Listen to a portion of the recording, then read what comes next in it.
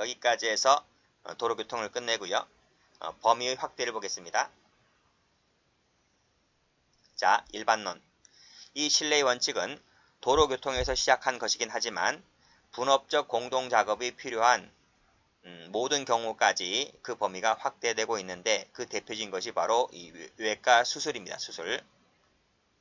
수술 혼자 하러 가나요? 의사가 혼자 해요? 수술 혼자 어떻게 해요?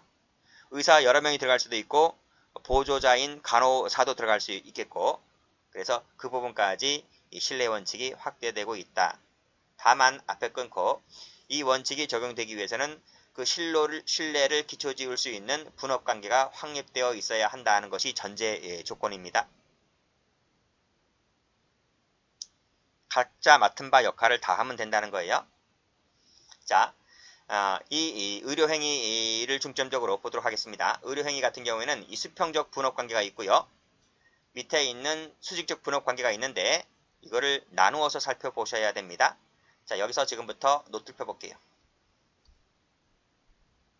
자, 노트를 펴보시게 되면, 자, 지금 수평적 분업관계가 있고 수직적 분업관계가 있다고 했잖아요. 그런데 이 수평적 분업관계의 경우에는 신뢰의 원칙을 적용한다는 것이고요. 수직적 분업관계의 경우는 적용하지 않는다는 것이 판례가 됩니다. 어떤 것일까? 자, 한번 가볼게요.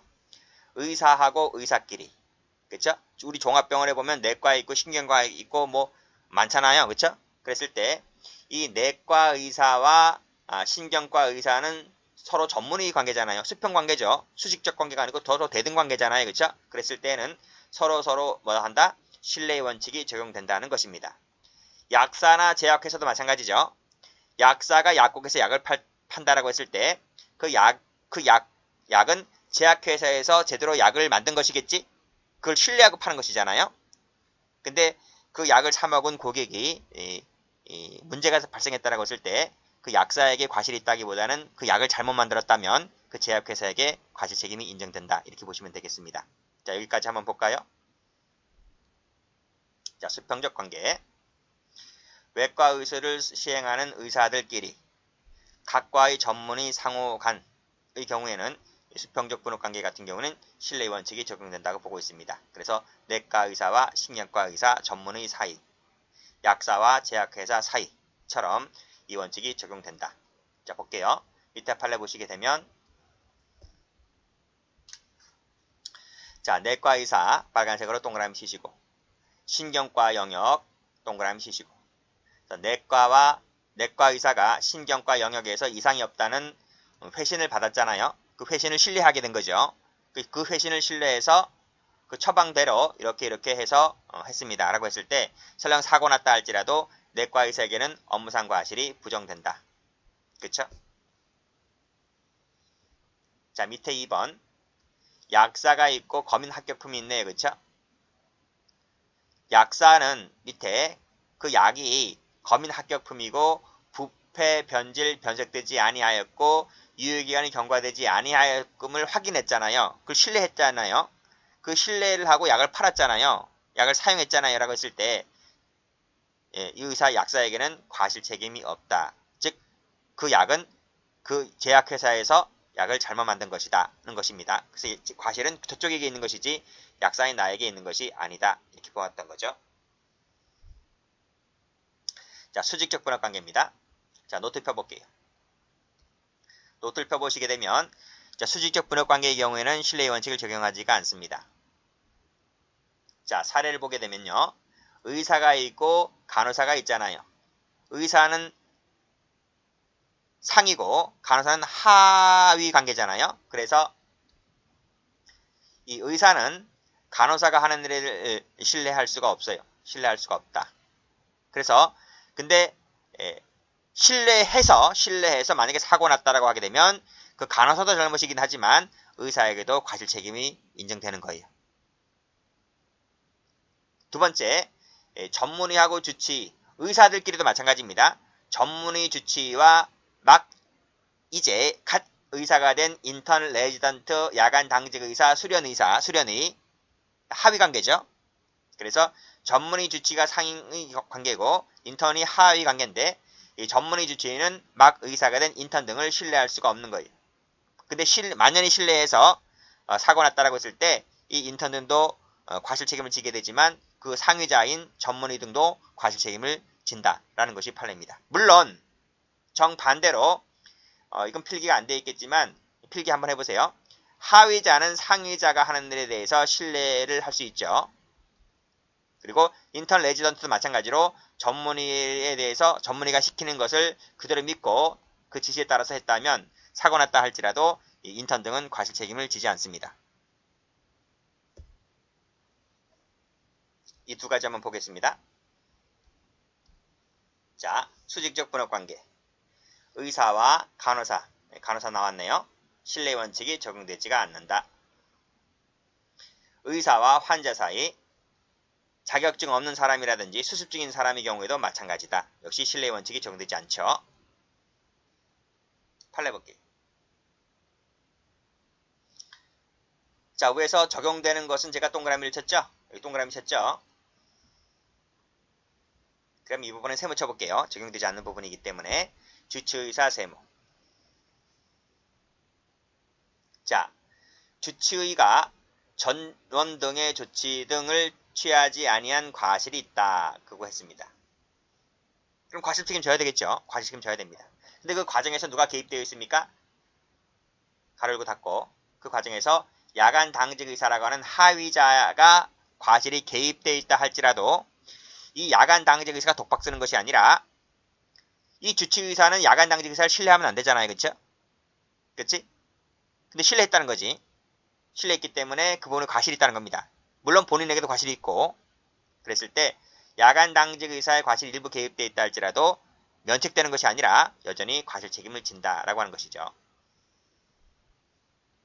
자, 그 다음 이번에 직접 관찰하거나 진단하지 않고 간호사로 하여금 신경 안정제를 투여하게 하였다 했을 때 이때 누굽니까? 야간 당직 의사 세모 파란색으로. 역시 야간 당직 의사와 간호사의 사이에도 수직적 관계잖아요. 그러면 야간 당직 의사는 간호사를 신뢰하면 안 됩니다. 그렇죠?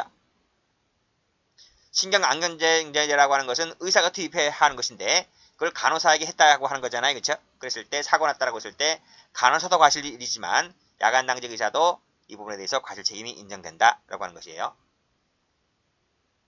자, 밑에 산부인과 의사 세모 치시고 밑에 검은색으로 간호조무사 밑줄 그시고 역시 상하 관계죠. 상하 관계, 수직적 관계입니다. 근데 산부인과 의사가 만연히 간호조무사를 신뢰했다는 것입니다. 신뢰해서 이 간호조무사가 밑에 뭐뭐 등을 주사하여 사고 났다라고 했을 때 간호조무사에게도 과실 책임이 있지만 산부인과 의사에게도 과실 책임이 있다. 둘 다 업무상 과실 책임이 진다라고 하는 것이죠. 자, 밑에 판례 별표. 출제가 제일 많이 됐던 판례인데요. 역시 1번을 보시게 되면요. 세 번째 줄에 간호사는 보조자이다 라고 해서 수직적 관계를 말하고 있습니다. 근데 의사가 어떻게 했나요? 이 의사가 어떻게 했어요? 이 의사라는 사람이 밑에 간호사를 그냥 신뢰를 했다는 거야. 간호사 밑줄 그시고. 신뢰했다는 것 자체가 뭐예요? 이 부분이 과실이 있는 것이다. 그래서 간호사에게 당의 의료행위를 일임했다라고 했을 때 사고 났다고 하게 되면 의사는 역시 마찬가지로 뭐가 됩니까? 과실 책임을 진다는 것이죠. 그쵸? 여기서 의사 세모 치시고요. 만연히 신뢰했다 밑줄자 끄시고 이 부분이 과실이 있다는 겁니다.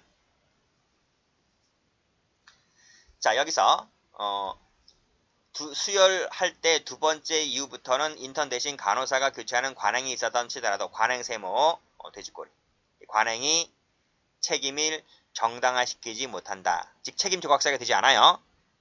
관행이 잘못되어 있으면 관행을 바로잡아야 됩니다. 관행이 구성권 해당성 조각사유도 아니고 책임 조각사유도 아닙니다.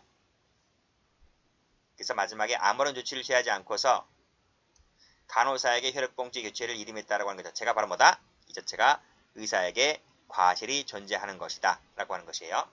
이때 이 피고인이죠. 피고인 세모 치시고 이 사람이 상위자입니다. 상위자가 하위자를 만연히 신임한 것은 그 부분 자체에 과실 책임이 있다는 것이에요.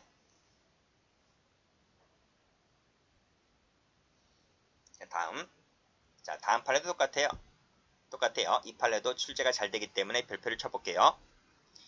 마취 환자 마취 회복 업무를 담당한 의사로서는 자, 의사 세모 치시고 역시 상위자죠. 밑에 간호사 나와 있죠? 간호사가 하위자죠? 그쵸? 담당 간호사를 특정해야 됩니다. 특정해서 환자 상태를 계속 주시하도록 만일 이상이 발생할 때에는 응급처치가 가능하도록 해야 할 주의무가 있는 거예요. 의사로서는. 근데 그러한 주의무를 다하지 못했다고 하면 의사에게 과실 책임을 지울 수가 있다는 겁니다. 그게 바로 밑에 2번 판례라는 거죠. 자, 밑에 간호사가 업무 인계를 맡았어요? 업무를 인계받지 않았다고 했잖아요. 위에서 보면 뭐라 그랬습니까? 담당 간호사를 특정해라. 특정해서 그 간호사로 하여금 환자 상태를 계속 주시하도록 해라 라고 해야 할 의무가 의사에게 있는데 그 의사가 그렇게 하지 않았다는 거예요. 업무를 인계받지 못했다고 했잖아요. 그렇죠? 그리고 이 간호사가 자기 환자의 회복 처치에 전념하고 있었다는 것입니다. 여러분, 대학병원 간호사가 얼마나 힘든지 아세요? 엄청 힘들어요. 봉급은 많이 줄다 할지라도 엄청나게 힘들고 견디지 못해서 사표 쓰는 간호사들도 무지개 많아요. 바쁘고. 근데 의사가 이렇게 특정해서 계속 상태를 주시하도록 하라고 하지 않았다고 한 겁니다. 라고 했을 때 사고 났다 하더라도 그때는 사고가 났다 하더라도 당연히 간호사는 업무 인계를 받지 못했기 때문에 간호사는 무죄가 될 것이고요. 사고가 났기 때문에 의사로서는 간호사에게 이런 걸 특정해야 할 주의무가 있는 것인데 그런 주의무를 다하지 못했기 때문에 그 부분에 과실이 있다는 것입니다. 그래서 의사는 과실 책임을 지게 되는 거예요. 그래서 답이 어떻게 돼요? 의사만이 과실범이 되는 것이고 간호사는 무죄가 되는 것인데, 자, 판결유지 2번 보세요. 전념하고 있었다면 그 간호사는 회복실 내의 모든 환자에 대하여 적극적 계속적으로 주의 감독 의무를 해야 할 의무가 없다는 거예요. 없기 때문에 나는 내가 맡은 환자의 경우에만 잘 보살피면 된다는 거예요. 자, 볼게요. 자, 마취과 의사갑은 마취 환자를 두고 떠나면서 다른 환자의 치료에 전념하고 있던 간호사 병에게 아무런 지시를 하지 아니하였고 결국 사망하였다고 하는 것입니다. 이랬을 때 이 간호사는 무죄가 되는 것이고요. 이 지시를 하지 않고 떠난 이 과실로 인해서 사망했기 때문에 이 의사에게는 과실치사죄가 된다. 이렇게 보시면 돼요. 의사는 간호사를 신뢰하면 안 돼요. 의사는 회복실에 환자를 넣어두고 가면 간호사가 알아서 조치 취하겠지. 이렇게 믿으면 안 돼요. 무슨 말인지 아시죠? 근데 믿었다는 거죠. 그 믿었다는 것 자체에 과실이 있는 거예요. 자, 다음 판례도 별표. 파란색으로 1번에 주된 의사니까 주치의잖아요. 주치의. 이 사람이 지휘감독 관계가 있다는 말은 주치의란 말입니다. 그래서 밑에 줄, 그 의사는 자신이 주로 담당하던 환자에 대해서 다른 의사가 하는 의료행위 내용이 적절한 것인지 여부를 확인 감독해야 할 의무가 있는 것이다. 이 의무를 다하지 못했잖아요. 이 의무를 소홀히 했다고 하면 이 주치의에게 과실 책임이 인정된다라고 하는 것입니다. 그 사례가 바로 밑에 2번이죠. 2번에서 주치의 세모, 전공의 세모입니다. 이 사람이 수련의 밑줄 그시고 수련은 하위자잖아요. 주치의는 상위자고요. 수직적 관계잖아요. 신뢰하면 안 돼요. 신뢰하면 안 되는데 밑에 감독 의무를 소홀히 했다는 겁니다. 감독 의무를 소홀히 했다는 것 자체가 뭐예요? 과실이 존재하는 거죠. 결국 이 수련의가 잘못된 처방으로 인해서 상해를 입게 하였다고 했을 때 당연히 수련의에게도 업무상 과실이 인정되지만 그 상위자인 전문공의에도 뭐가 된다? 업무상 과실이 똑같이 인정된다는 것입니다. 전부 다 수직적 관계를 말하고 있는 겁니다. 병원 인턴 사건 별표 쳐보시고, 제가 앞에서 뭐라고 했나요? 노트에서 뭐라고 했어요? 여기 보세요. 인턴, 레지던트, 야간 당직의 수련의는 상위자인 전문의, 주치의를 신뢰할 수 있다. 그치?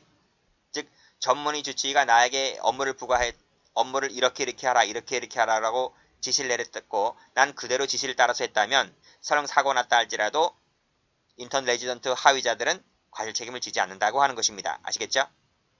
그 판례 보여드리겠습니다. 자, 교재 한번 가볼게요.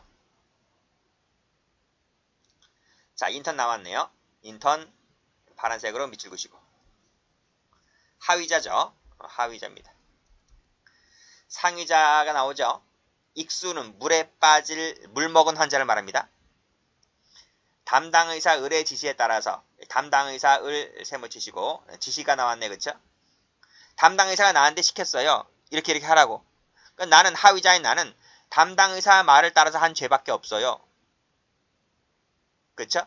그래서 그 을의 지시에 따라서 밑에 어떻게 했는데 세 번째 줄에 을에게서 이송 도중에 갑에 대한 N부 백인과 진정제 투여 업무만을 지시받았다고 했잖아요.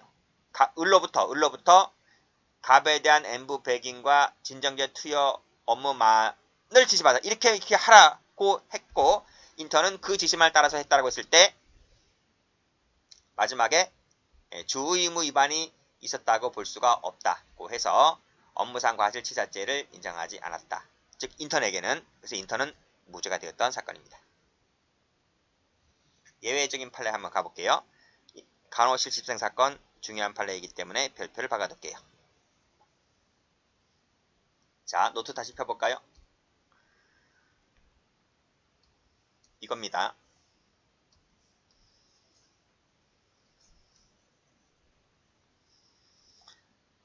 자, 방금 의사가 상위자이고 간호사가 하위자이기 때문에 의사는 간호사를 신뢰할 수가 없다고 한 것이 원칙적이죠. 원칙적. 이게 원칙이라는 거예요. 근데 예외가 있어요.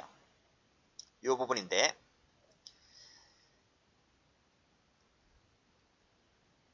자, 간호사가 있습니다. 간호사가 7년차 간호사입니다. 자, 간호대학교 3학년 학생이 그 대학병원에 실습 나왔습니다. 실습을 나왔어요. 대학병원 바쁘다고 했죠. 근데 7년차 간호사가 실습생을 데리고 병동에 갔습니다. 병동에 갔고요. 병동이 이렇게 갔잖아요. 이렇게 들어왔죠. 여기 환자가 이렇게 누워있고 여기 또 누워있고 여기 또 누워있고 이렇게 누워있고 환자 많아요. 그렇죠? 그래서 이 실습생한테 여기 이 환자 지금 정맥 주사 맞아야 되니까 정맥 주사 놓을 줄 알지? 주사를 놓을 줄 알지요? 라고 물으니까 주사 놓을 줄 안 돼요. 학교에서 배웠대요. 그러면 이 환자에게 정맥 주사기 한 대 놓아주세요 라고 했어요. 그리고 이 책임 간호사는 자기 환자를 돌보고 있었다는 거예요. 그러니까 병동에 있었는데 같은 병동에 있었는데 실생은 이 환자를 맡고 있었고 간호사는 이 환자를 맡고 있었다는 거예요. 자기도 바쁘니까 뭐 자기 주사 놓을 줄 안다고 하니까 그래서 일을 하던 중에 갑자기 큰 소리가 나요.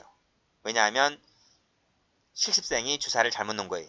그래서 큰일 났다는 거지. 왼쪽에다 놓아야 하는 것인데 다른 부위 쪽에다 놓은 거예요. 그래서 이 환자는 사망을 하게 됩니다. 실수로 정맥주사를 실수로 놓아서 환자는 사망했던 사건이에요. 그러면 당연히 직접 정범으로서 이 실습생 학생은 업무상 과실치사죄가 인정되겠죠. 그쵸? 근데요. 간호사들끼리에도 상하관계가 있어요.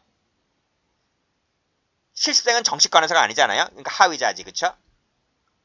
이때 7년차 간호사는 상위자이고요. 그러면 상위자가 하위자를 신뢰하면 안 되잖아요. 설령 대학교에서 주사 놓는 법 배웠습니다 라고 말을 했다 손 치더라도 7년차 간호사가 옆에서 지키고 봐야 되잖아요. 자기 바쁘다고 해서 자기를 보면 안 되고 옆에서 지켜서 보고 와야 되자 함에도 불구하고 그러하지 못했다는 점에 대해서 이 상위자인 간호 7년차에게 과실 책임이 있다라고 하는 것입니다. 그렇죠? 이 두 간호사들은 전부 다 뭐가 되는 거예요? 업무상 과실치사죄가 각각 성립하게 되는 거예요.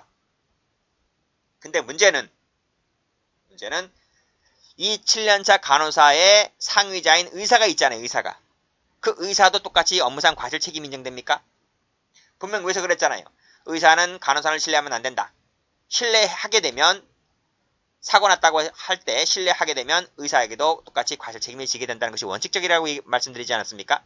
근데 이 사건은 예외입니다. 이 사건은 주사를 넣는 사건이었기 때문에 뭐 수술하는 사건이 아니잖아요. 수술하거나 뭐 마취하는 그런 사건이 아니기 때문에 주사 한 방 넣는 사건이므로 주사는 누가 잘 나옵니까? 전문의보다는 간호사 7년차가 더 잘 놓죠. 주사기 사건 같은 경우는 신뢰해도 된다고 해서 이 의사에게는 과실이 부정된다고 보았던 사건입니다. 다시 한번 와보시게 되면요. 자 간호사가 그쵸? 정맥 주사를 의사 입회 없이 간호실습생을 데리고 와서 실시하도록 하였다고 했을 때 발생한 사건 사고에 대해서는 이 두 간호사가 과실 책임을 지지만 이때 파란색으로 의사 밑줄 그으시고 X 의사에게는 설령 상위자라선 치더라도 이 주사기 사건 같은 경우는 뭐다? 의사에게는 과실 책임을 인정할 수가 없다는 사건입니다. 출제 잘 돼요. 하나 또 있어요. 하나 또 있다. 자, 이 판례도 별표. 야간 당직 간호사인 갑은 공한시경, 심근경색 등의 증상으로 입원 중인 병의 상태를 관찰하고 처치를 함에 있어서 야간 당직 의사인 을에게 제대로 보고를 하지 않았다. 제대로 보고를 안 했대요. 그러니까 의사가 알 일이 있나? 보고를 못하니까 의사가 이걸 모르지. 그쵸? 그래서 필요한 조치를 하지 아니한 채, 못한 채 결국 이 사람은 아침 7시에 사망을 하게 됩니다. 이때 간호사하고 의사의 죄책은 뭘까요? 일단은 보세요. 일단은 야간 당직 간호사가 상위자의 야간 당직 의사에게 제대로 보고하지 않았기 때문에 이 자체가 과실이잖아요. 그쵸? 그래서 그래서 환자가 사망했기 때문에 이 당직 간호사가 업무상 과실 치사죄가 된다는 점은 뭐 이견이 없습니다. 문제는 이 당직 의사예요. 당직 의사. 야간 당직 의사에게도 과실 책임이 있을까라고 하는 것이에요. 있어요, 없어요?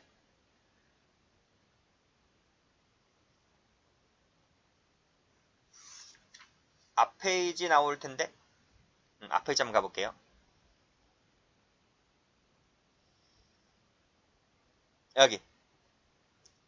여기 야간 당직 의사가 있고 간호사가 있잖아요. 그치? 근데 야간 당직 의사에게는 과실이 인정된다고 했잖아요. 왜? 이 사람이 상위자이고 간호사가 하위자이니까 야간 당직 의사는 간호사를 신뢰하면 안 되는데 신뢰했기 때문에 지금 과실이 인정되고 있는 건 아니겠습니까? 근데 이거랑 비교하셔야 돼요. 이거하고 좀 달라요, 사건이. 자, 이거는 야간 당직 간호사가 야간 당직 의사에게 제대로 보고하지 않음으로 인해서 지금 발생한 사건 아니겠습니까? 야간 당직 의사가 야간 간호사를 만연히 신뢰했다는 그런 사건이 아니잖아요. 그리고 병원이든 어떤 공공기관 같은 가 보면 주간하고 야간하고 인원수 배치 규모가 다르기 때문에 야간이 주간처럼 운행될 수가 없어요. 운행될 수가 없어요. 그쵸? 그래서 서로 믿고 믿어야 돼요. 그러니까 분명히 지침이 있겠죠. 그래서 분명 무슨 환자에게 사건 발생했을 때는 반드시 뭐 전화기를 들어서 빨리 나한테 알려줘라. 그래야 내가 갈 수 있으니까. 그쵸? 근데 그런 체계가 이루어져 있을 것인데 그런 것을 지금 보고하지 않아서 사고가 난 사건이기 때문에 이 모든 사건은 간호사로 인해서 발생한 사건 아니겠습니까? 그래서 간호사에게만 과실 책임이 인정되는 것이지 이때 당직 의사에게는 뭐다? 과실 책임을 지울 수가 없다. 그 이유가 뭐다? 병원의 야간 당직 운영 체계라는 것이 있다는 거예요. 그 체계를 따르지 못한 것은 간호사에게 있는 것이지 의사에게는 없다. 없다. 그래서 이 의사에게는 과실이 없다. 이렇게 봤습니다. 자, 최신 판례를 하나 봅니다. 작년에 여러 번 출제가 된 판례인데요. 자, 수직적 분업 얘기입니다. 자, 수직적 분업일 때 그 달인 의사에게 전적으로 위임된 것이 아니라면 그때는 상위자가 하위자에 대해서 과실 책임을 면할 수가 없다. 즉 과실 책임을 진다는 얘기거든요. 그런데 예외가 있습니다. 그것이 수직적 분업이라 할지라도요. 자, 밑에 보면 해당 의료행위가 위임을 통해서 분담이 가능하다. 세무칩니다. 이것이 이제 역할 분담이 되어 있다는 거예요. 상하관계라도 즉 역할 분담이 되어 있다면 그리고 실제로도 그에 관련된 위임이 있었다면 밑에 위임한 의사는 위임받은 의사의 과실로 환자에게 발생한 결과에 대한 책임이 있다 없다? 결과 책임이 없다. 책임을 지지 않는다는 이 지문이 작년도에 2번 출제가 된 적이 있습니다. 그래서 또 출제가 될 가능성이 있기 때문에 최신 판례라서요. 다시 한번 확인해 두시기 바랍니다. 자, 그 사례가 바로 꺽쇠 2번이죠. 자, 밑에 보면 주된 의사의 지휘에서 진료한 경우라 할지라도 자신은 환자의 수술이나 시술에 전념하고 있었고요. 마취과 의사라 하여금 이 사람이 하위자겠죠. 마취와 환자 감시 등을 담당토록 하였다. 담당하는 역할을 위임해 준 겁니다. 이렇게 밑에 서로 대등한 지위에서 대등셈을 치시고요.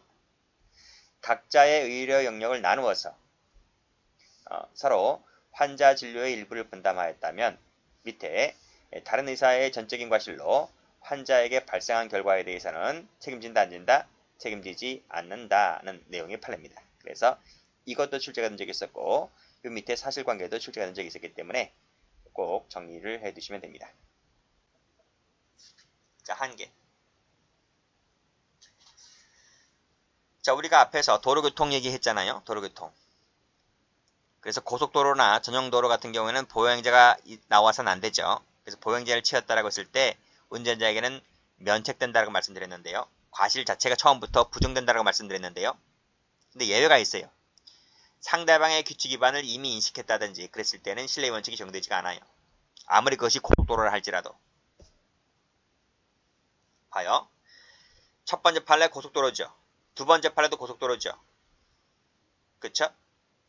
라 할지라도 먼 거리에서 저 제동거리 바깥에서 운전자가 보행자가 있다는 것을 발견했어요. 발견했다고 하면 속도를 늦추거나 뭐 비켜서 가거나 해야 함에도 불구하고 그냥 깔아버렸다면 과실이 당연히 인정되겠죠. 밑에도 미리 예상, 무단횡단할 수 있다는 것이 미리 예상이 가능했고 그래서 필요한 조치를 취하여 있었다라면 당연히 피할 수 있었다라고 하는 그러한 특별한 사정이 인정된다라고 하게 되면 그때는 인정됨에도 불구하고 보행자를 치였다라고 했을 때 그 운전자에게 과실 책임이 인정된다라고 하는 것입니다. 자, 그 다음 중앙선을 침범하게 되는 것을 상대방 운전자가 이를 목격했어요. 반해석으로 목격했다라고 하는 이러한 즉 인식했다라고 하는 이러한 사정이 존재할 때에는 어떠한 조치를 취해야 함에도 불구하고 그러한 조치를 취하지 못했다라고 했을 때 운전자에게도 과실 책임이 인정된다. 이렇게 봤습니다. 밑에도 마찬가지지. 중앙선에 근접했다는 것을 운전자가 발견하였다면 이런 사정이 존재한다고 하면 어떠한 조치를 취해야 할 것임에도 불구하고 그러한 조치를 취하지 못했다라고 하게 되면 당신에게도 과실 책임이 있다는 판례. 밑에도 마찬가지네요. 발견 세무 치시고. 다 똑같죠?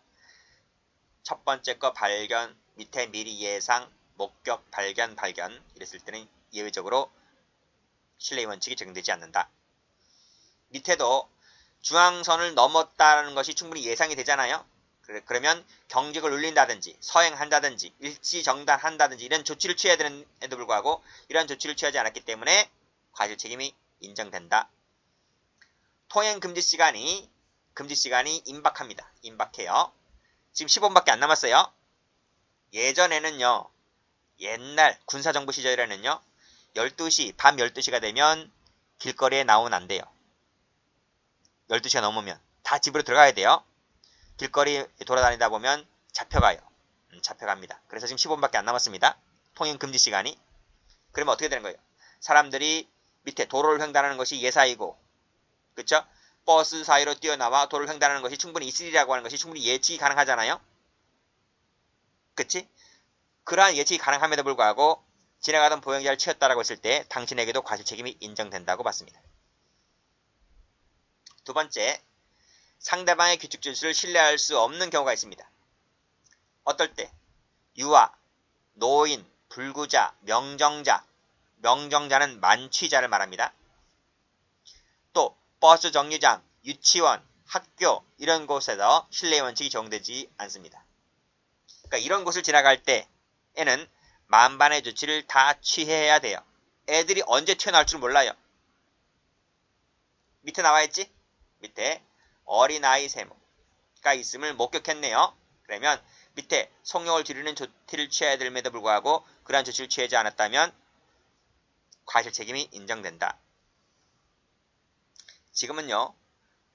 법규가 강화되어서 이런 데 아이를 치면 바로 구속입니다. 바로 구속이고 공무원도 그냥 파면이든 해임되든 그렇게 된다라고 알고 있어요. 자, 그 다음 세 번째. 운전자가 스스로 교통규칙을 위반했다라고 했을 때에도 역시 신뢰의 원칙을 주장할 수가 없다라고 하는 것입니다. 주장할 수가 없다. 근데 밑에 8번을 좀 체크하시고요. 언제나 적용되지 않는다는 것이 아니라 규칙 위반이 사고 발생에 결정적 영향을 미쳤을 때 한해서만 그렇다는 거예요. 그래서 노트에서 보았듯이 이거하고는 좀 구별하셔야 됩니다. 이 부분. 그렇죠? 이 부분도 과속해서 운전했잖아요. 그러니까 이거하고 구별하시고. 그래서 이 교재에 나와 있는 것은 뭐다? 사고 발생에 결정적 영향을 미쳤을 때 한해서만 적용되지 않는다는 것뿐이다. 이렇게 보시면 되겠네요. 참고로 받으세요. 자, 그래서 밑에 과속으로 진행하면서 제동조치를 취하지 못한 운전자는 상대방의 중앙선 침범 등을 들어서 신뢰의 원칙을 주장할 수가 없다는 이런 판례가 있는데 그냥 예외적으로 한번 받으시고요. 중요한 판례는 아닙니다. 지금까지 뭐 시험에 나온 적도 없고. 다음 페이지 갑니다. 관련 문제. 자, 미수인데요. 미수범은 뒤에서 미수범 할 때 배우겠지만요. 100% 고의범이어야만 됩니다. 그래서 과실범으로서는 미수가 나올 수가 없어요. 나중에 미술범 할 때 말씀드리고요. 현행법상 처벌 조항도 없다고 됐네요. 그 다음 공범. 이 부분도 공범론 할 때 말씀드립니다. 자, 우리 판례는 행위 공동소를 취하고 있기 때문에 과실범의 공동정범도 긍정한다. 이렇게 체크만 해두시고. 자, 과실에 의한 교사방조. 자, 교사범이나 종범은 모두 고의범입니다. 그래서 과실에 의한 교사라고 하는 것, 방조라고 하는 것은 부정된다는 것도 참고로 받으시고요. 전부 다 뒤에 가면 다 합니다. 과실범에 대한 교사방조는 법조문에 있어요. 34조 1항 간접정범이라는 법조문에 따라서 이것은 간접정범으로 처벌합니다. 됐죠? 여기까지 합니다.